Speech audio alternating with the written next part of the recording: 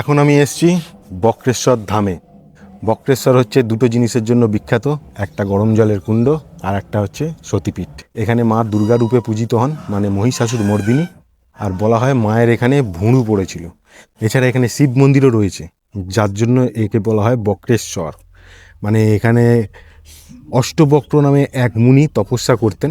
অষ্টবক্র এই কারণে, কারণ তার শরীরের 8টা জায়গা বাঁকা ছিল। তো এখানে উনি তপস্যা করতেন মহাদেবের। তো সেই থেকে এখানে মহাদেবের মন্দিরটাকে বলা হয় বক্রেশ্বর। এছাড়া সতীপীঠ তো অবশ্যই রয়েছে, আর তাছাড়া রয়েছে গরম কুণ্ড। সেটা এবারে দেখুন আপনারা। এই হচ্ছে গরম কুণ্ড।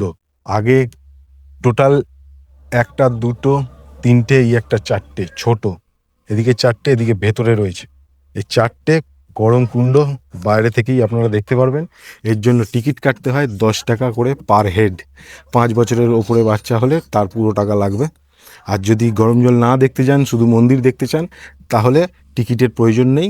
যেখানে গাড়ি পার্কিং করবেন সেখান থেকে সোজা হেঁটে গেলেই মন্দির পেয়ে যাবেন। আর এটা দেখতে গেলে টিকিট কাটতে হবে। দেখা হচ্ছে আবার অন্য কোনো জায়গায়।